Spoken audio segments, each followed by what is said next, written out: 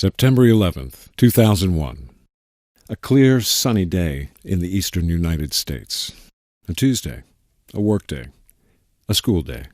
Suddenly, in New York City, a commercial aircraft, American Airlines Flight 11, crashes into the North Tower of the World Trade Center. Just 16 minutes later, with millions now watching news reports on live television, a second commercial airliner, United Airlines Flight 175, slams directly into the South Tower of the World Trade Center. This is no accident. The United States is under attack. At 9:37 a.m. in Arlington, Virginia, a third hijacked aircraft, American Airlines Flight 77, is flown into the Pentagon. The country is in disbelief. Are there more hijacked planes in the air? And if so, where are they? United 93, Cleveland.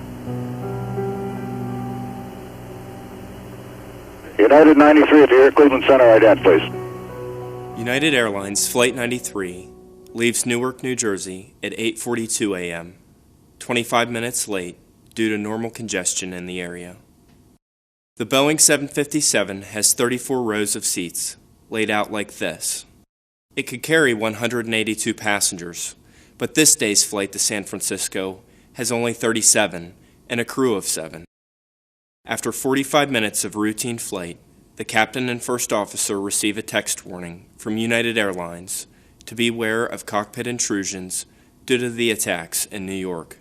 The passengers, however, know nothing of the events outside of the aircraft.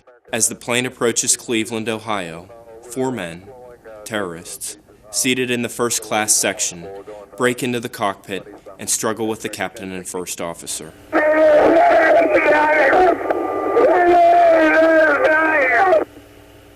The terrorists gain control of the plane.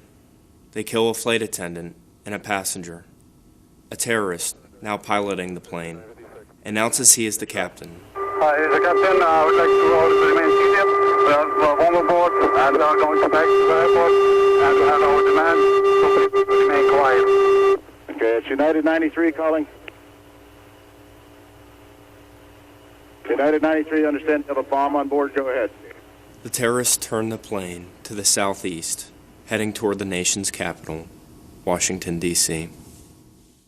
The remaining passengers and crew are forced to the back of the plane. Those who came from first class witnessed the violence of the hijacking. They realize their danger. Flight 93 was equipped with in-flight telephones, airphones.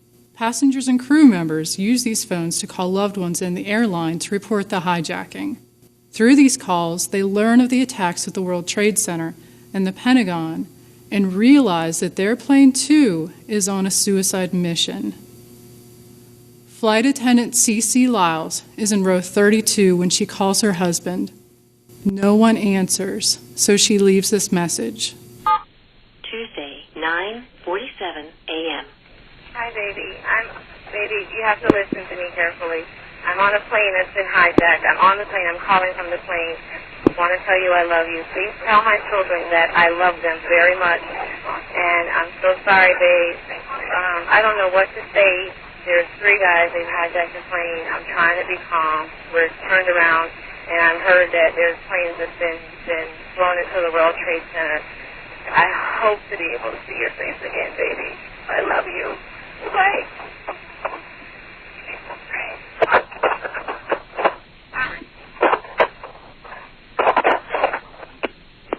End of message. In the back of the plane, the passengers and crew talk. They weigh their options, take a vote, and decide to take action. They decide to fight back. The passengers and crew rush toward the cockpit, determined to stop the terrorists. The sounds of the counterattack are captured by the cockpit voice recorder. Screams, shouts in both Arabic and English, sounds of breaking glassware and dishes. The plane veers off its Washington, D.C. course, heading first north, then south, flying erratically over western Pennsylvania. The wings rock from side to side as the terrorists try to frighten the passengers and crew and stop the counterattack. By the time Flight 93 passes over the village of Lambertsville, the huge 757 has rolled over.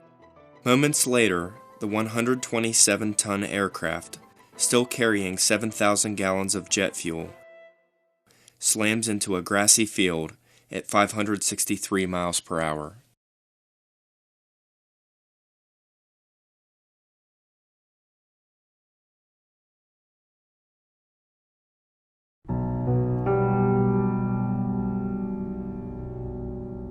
The largest FBI investigation in history is launched at the three attack sites: Ground Zero in New York City, the Pentagon near Washington, D.C., and here, in this Pennsylvania field.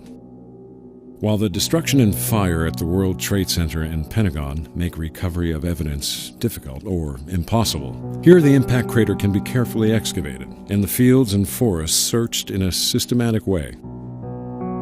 Enough remains are recovered to identify all who were on board Flight 93.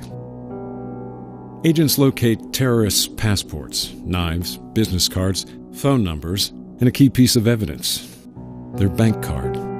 The cockpit voice recorder, the black box, is recovered from 25 feet in the crater.